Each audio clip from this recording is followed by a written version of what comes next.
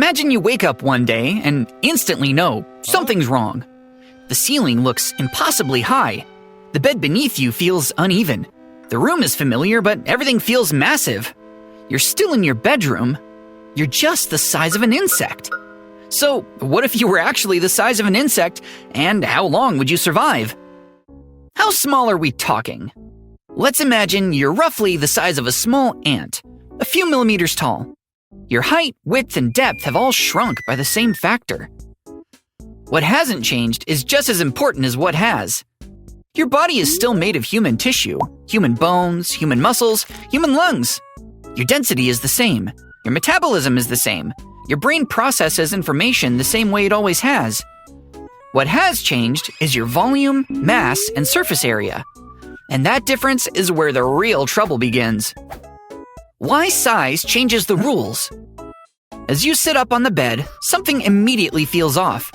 The motion feels harder than it should. Not painful, just inefficient. This is where the square-cube law enters. When an object shrinks, its surface area decreases with the square of its size, but its volume, and therefore its mass, decreases with the cube. That means weight drops much faster than surface area. This is why insects can fall from great heights without injury. They weigh so little relative to their surface area that air resistance slows them down. But here's the catch. Insects evolved bodies designed for that scale. You didn't. Your muscles, bones, and organs weren't redesigned to take advantage of those physics. They were just simply shrunk. So while your weight is drastically lower, your muscle efficiency, joint structure, and internal stresses don't magically optimize themselves. Falling from heights. So you swing your legs over the edge of the bed, preparing to climb down. The drop looks enormous. From your perspective, the mattress edge is a cliff. If you fall, would it hurt? Probably not in the way you expect. At this scale, gravity's less dangerous than it is at human size. Your mass is so small that the force generated by falling is much lower. Even a drop that looks massive is unlikely to cause the kind of blunt trauma a normal-sized human would suffer. Your movement. Standing and moving introduces a different problem. Your bones are now incredibly thin. While they don't need to support much weight, they're also far more vulnerable to bending and twisting forces. Walking isn't just about holding yourself up. It's about controlling motion. Your muscles struggle to generate precise movement. Each step feels clumsy, not because you're weak, but because your body was never designed to operate at this scale. Balance becomes a constant challenge. Your breathing. After making it to the floor, you pause. Not because you're exhausted, because breathing feels strange. Insects breathe through a tiny network of tubes called tracheae that deliver oxygen directly to tissues. Humans don't have that system. We rely on lungs, which exchange oxygen through the large surface areas deep inside the chest. At insect size, your lungs still exist, but their absolute volume is tiny.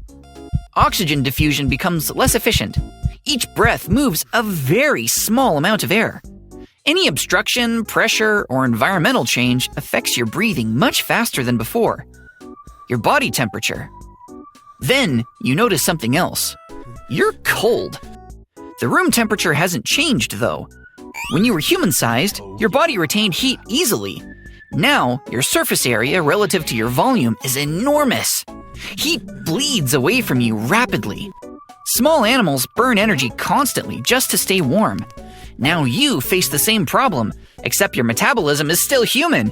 It isn't optimized for continuous heat production at this scale. Staying warm becomes a survival problem. Your sensors. You start moving again, looking at the huge and loud world. And by loud, I mean physically loud. Sound waves don't scale down with you. Vibrations travel through surfaces that now feel overwhelming. A distant footstep sounds like thunder.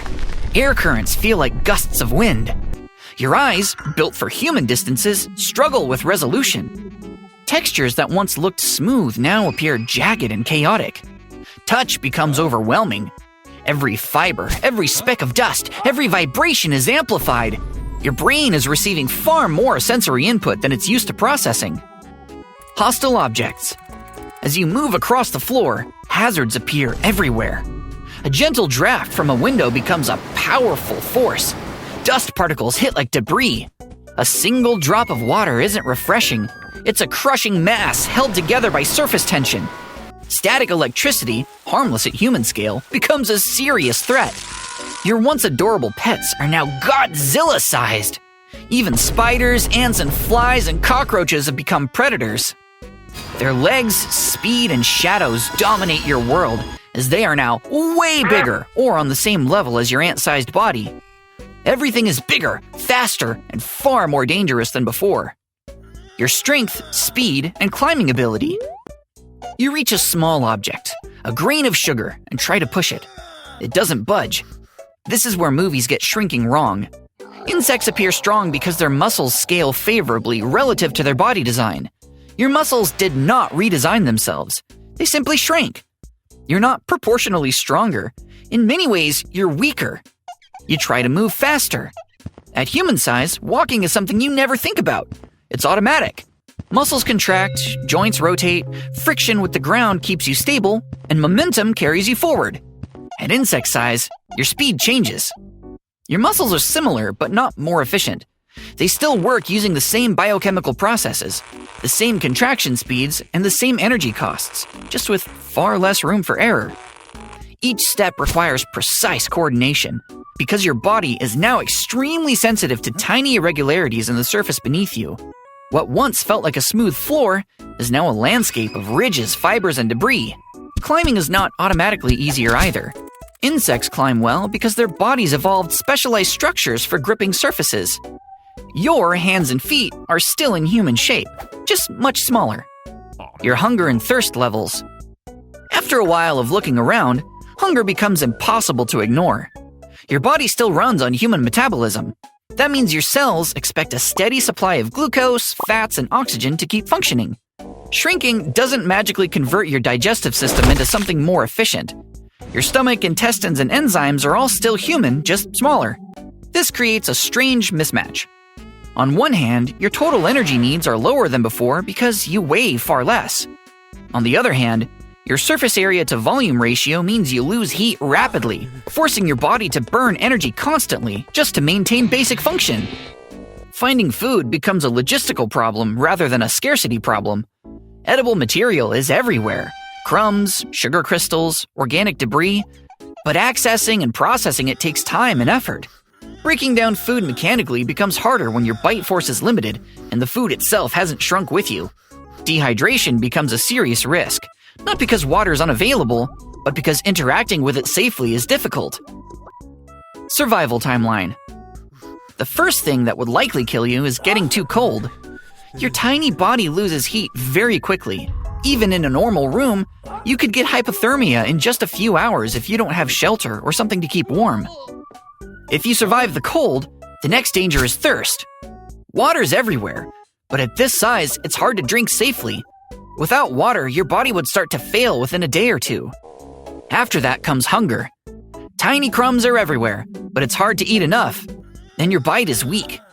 Within a few days, your energy would drop, your muscles would weaken, and your thinking would slow down. Other dangers, spiders, insects, pets, or even humans could kill you instantly, but they're less likely than the cold, thirst, and hunger. So even if you had warmth, water, and food, surviving at this size would still be extremely difficult. Shrinking doesn't make you stronger or faster, it just makes the world bigger and deadlier. Physics and biology don't bend for humans. Being tiny is fatal. Sorry, my short humans watching this.